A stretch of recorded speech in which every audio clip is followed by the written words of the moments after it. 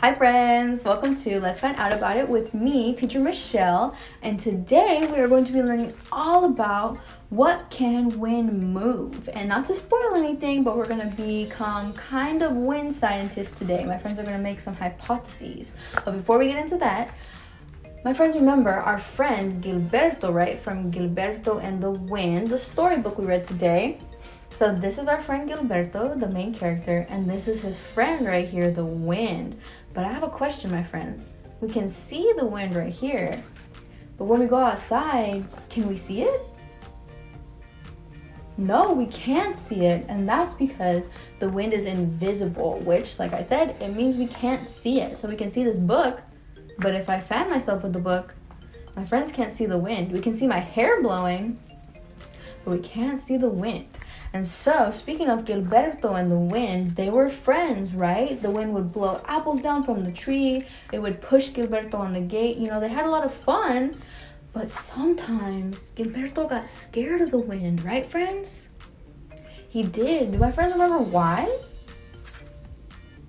That's right, friends. He would get scared of the wind when the wind got super duper duper strong. So, like an example right here, my friends, is that the wind got so strong, it's blowing the clothes off the clothing line. And my friends, if we look at Gilberto, he looks like he's starting to get a little worried. And then later on, the wind gets so strong, it tries to open a door. My friends can see it's blowing through the cracks in this door. And then if we look right here, it's blowing the trees over. And Gilberto looks very, very scared. Do my friends think they would be scared if they were in the same situation? Yeah, I would be too. I'd be really scared because if the wind is blowing a door down and blowing trees over, that means it's super, super, super strong, which means it has a really strong force and it can blow over the heaviest objects just like trees. So yeah, my friends, that is very scary. But if we walk out and it's a breezy day, which means the wind is very soft and gentle, we enjoy that, right? Yeah, it's a very nice day. So if my friends are ever hot and you go like this is a nice type of wind. My friends want to try this at home, just fan yourself with your hand. Or if you grab like a book or something and you fan yourself like this is a much stronger force than your hand because you can see my hair is moving, but it's still a nice wind, you know, we're not scared of that. And that wind, a nice wind, is called a breeze. Again, a breeze is a light wind, it's gentle, and it just makes you feel cool. It doesn't scare you in any way. And that's the kind of wind we like. So now that we learned a little bit about the forces of wind, before we get more into that, I'm going to show my friends something you guys might be a little familiar with. My friends recognize what this is. You might see this at parties. It's a balloon, but there's one problem. There's no air in it. That's not real fun, right, friends? So look, it's deflated because there's no air in it. And that's what deflated means. It has no air inside of it. So if we put some air inside of it or inflate it, do my friends think it's going to get bigger? Let's see.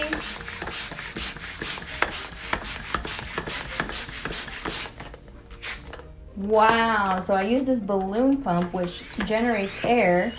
And I don't know if my friends can see, but there's this thing inside right here that moves, that pushes air into the balloon. And so, my friends, we're talking about wind, and wind is air, it's just air that can move. So right now the air inside of the balloon is not moving, which means it's just air. But something about balloons, my friends, is that all the air in here is creating a lot of pressure, which means if I let go of this end right here, I'm grabbing it a little awkwardly, but my friends can see this end right here has a hole. And I don't know if my friends can hear it, but if I do this, then my friends can hear all the air coming out of it. And when air moves, what is it called? Wind. That's right. So all the pressure, all the air pressure inside of here, if I let go of this, it's going to create a gust of wind, which means a really brief puff of wind. So can all my friends go like this? That's kind of what it's going to be like. It's going to be really fast and it's going to blow this balloon probably across the room, and it's going to be a strong gust of wind when the air comes out of here. So my friends want to see? My friends think it's going to fly across the screen? Let's find out. Wow, my friend. So it didn't fly across the room, but it did go like in this a very weird pattern because of all the air pressure that was inside of it that caused a gust of wind to blow out of it. So Now, my friends, we learned about inflation, deflation, and how wind can move objects even when it's in its air form, which means when it's not moving. So now we're going to do an experiment. And my friends, feel free to try this at home and feel free to make hypotheses along with me, because we're going to be testing if I can move 4 different objects with 2 different types of wind force. So I'm going to use this straw, which is going to be our light force, and I'm going to be blowing through it. So it's not going to be as strong as the second force, which we have a hair dryer, and I'm going to be putting it on high mode. My friends can see right there, it's a little rubbed off, but that's high mode. And we're going to see if this object or if this object blows the other 4 objects that I have.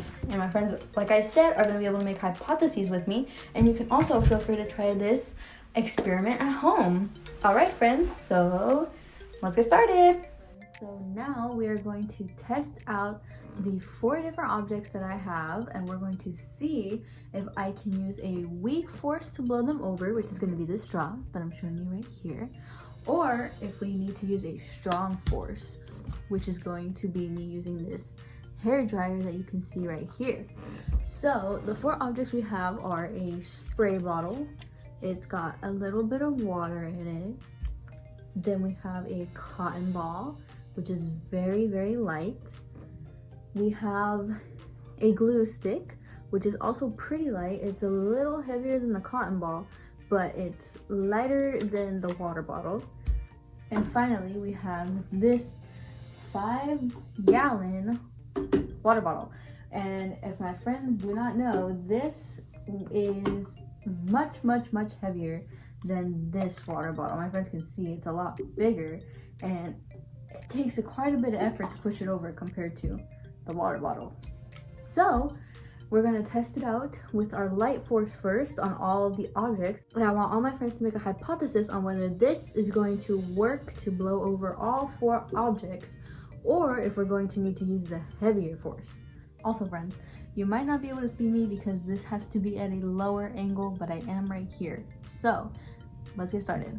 So we're going to start off with our lighter objects, because my hypothesis is that if I blow through this straw and I use a light force, I will be able to blow over this glue stick and the cotton ball, but I don't think it's gonna work for both of the water bottles. I think this is gonna need a heavier force, and this, we'll get to that when we get there. So let's move that out of the way, and let's start with the cotton ball. Do my friends think I'm gonna be able to blow this over with a very light force, or in other words, using my breath blowing through a straw? Yes or no? Let's find out. So my friends can't see me, but we can see the cotton ball is right here, and now I'm gonna blow through this straw and see how far the cotton ball can go. Wow, I didn't blow it out of the frame because I wanted my friends to see that I could blow it though. And I used a very light breath. I just barely blew through the straw, but if I would have blown harder, my friends can see. I'll show you right now. If I take a big deep breath, oh, I blew it out of the frame. So if my friends said yes, that the straw or light force would blow the cotton ball, my friends were correct. So now let's test our second hypothesis. Let's see if I can blow the glue stick over. Oh, wow. So I don't think I'm going to be able to blow this one across the screen, but I am just going to try it. So let's see. Oh, a little bit, but I took a deep breath and it didn't move that far. So my friends think that the glue stick is heavier than the cotton ball? Yes, it is, because if I took the same amount of breath and it didn't go as far as the cotton ball did, that means this is heavier. Let's try again with my straw and this spray bottle. And nothing happened because this has water in it and it's weighing it down. So my friends can see if I push it over, it bounces back because it's got a little bit of weight in the bottom, which means that now we get to use our heavy force. And so I'm gonna put it on high heat just so we can see how well this works. All right, friends. 3, 2, 1.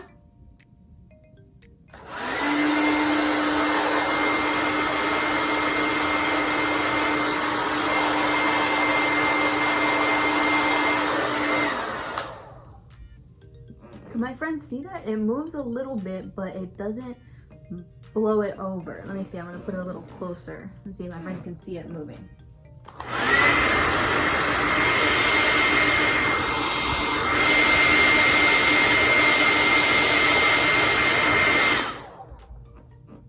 So this is not a strong enough force to blow over this water bottle or spray bottle that has water in it. So do my friends think if I couldn't blow this little water bottle over with my straw or my hair dryer, which is stronger than the straw, do my friends think I'm gonna be able to move this big water bottle? Which again, let's do a comparison. This water bottle is much bigger than this water bottle. So do my friends think I'm gonna be able to blow this one over with the hair dryer? Let's test it out. 3, 2, 1.